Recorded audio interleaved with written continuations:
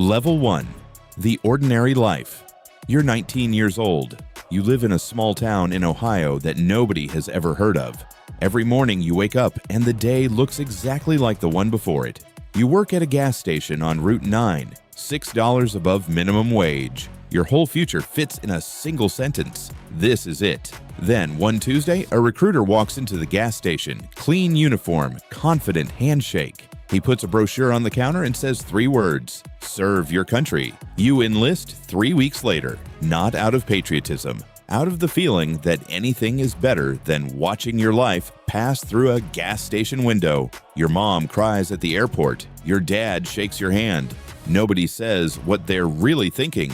Level 2, Arrival, Fort Benning, Basic Training. They don't train you to think. They train you to obey. And you're good at it because you spent 19 years doing exactly that. 6 months later, you're on a plane to the Middle East. You've never left Ohio before. The guy next to you is 20. He's from Texas. His name is Marcus. He tells you not to think too much. You land at 0300. The heat hits you like a wall. You've never felt air that dry. You've never seen a sky that dark. You've never been this far from Route 9. Forward Operating Base Delta, 40 kilometers from the Iranian border. They give you a cot, a weapon, and a sector to watch. Nobody gives you a reason. You're told this is a peacekeeping deployment. Light duty. You'll probably be home by Christmas. You're told a lot of things. Level 3. The first mission day 63. Sergeant Morrison calls a briefing. He says the word simple 3 times. Nobody in the room believes him. Al-Rashid Village, 40 miles north. Reports of insurgent activity. Recon only. 2 hours max. You've heard this before, and it was never 2 hours. You move out at 0430. The convoy rolls north through the dark.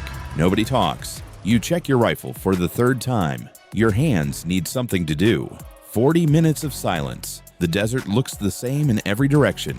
Then Morrison's radio goes to static. A broken voice. 1 word. Contact. The IED hits the lead vehicle. The blast is close enough to blow your windows. Your ears go out. Everything goes white. Your body moves. Door open. Out. Cover. Weapon up. You don't decide any of it. Training decides. Your brain is just a passenger. Level 4. Contact 12 minutes. That's how long the firefight lasts. It feels like a week. When Morrison calls clear, you lower your rifle and you are not the same person who raised it. Marcus took shrapnel in his left side. He's conscious. He's asking about his dog. His dog is back in Texas. They medevac Marcus out the next morning. The medic calls him lucky. You can't argue with that. You watch the helicopter until it disappears. The village is secured. Morrison radios it in. Objective complete. Good work. You sit on a broken wall and eat a protein bar. You're not hungry. Your hands need something to do. Then a kid comes out of a doorway across the street, maybe 7 years old. He just stands there and stares at you. You look at each other for a long time. You don't know what he sees. That night you lie on your cot and stare at the ceiling for 2 hours. You think about the kid. You think about Marcus's dog. You think about the gas station on Route 9. You think, at least there, nothing could hurt you. Level 5. The weight accumulates. Day 90, day 120, day 180. The missions blur together. You stop feeling the before and after. The machine is always on now. You start sleeping with your rifle, not because they told you to, because without it, you feel naked. You've become something the gas station version of you would not recognize. You call home less, not because you don't want to, because you don't know how to translate what's here into something they can hear. You write letters you never send. Not because you don't have words, because the words you have are not the ones they want to read.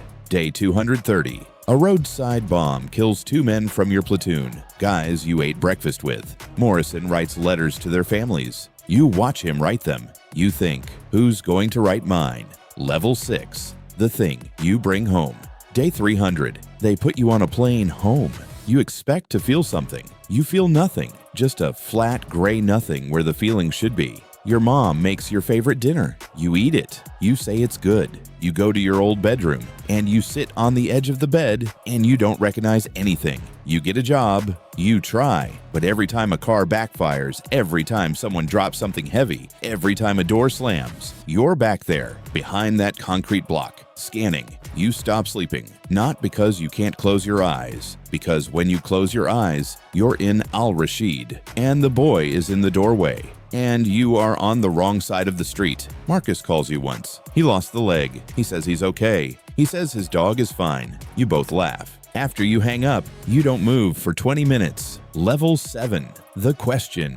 3 years after you come home, you're sitting in a VA waiting room, fluorescent lights, plastic chairs, a form that asks you to rate your pain from 1 to 10. There is no number for what you feel. A counselor asks you why you enlisted. You say, to get out. He writes that down. He nods. He says, most of them say that. You think, then why do we keep going? You drive home on Route 9. You pass the gas station. There's a new kid behind the counter now, maybe 19. He's staring out of the window at the parking lot. You know that look. You think about going in. You think about what you'd say. You think, nothing I say would have stopped me. Nothing anyone says stops anyone. You drive past. The road keeps going. The boy stays at his counter. You hope he finds something better than what found you. You hope that for everyone. This is the story of what happens when a country needs a machine and builds one out of a person. The machine comes home. The person has to figure out the rest. If you want to see what another life looks like,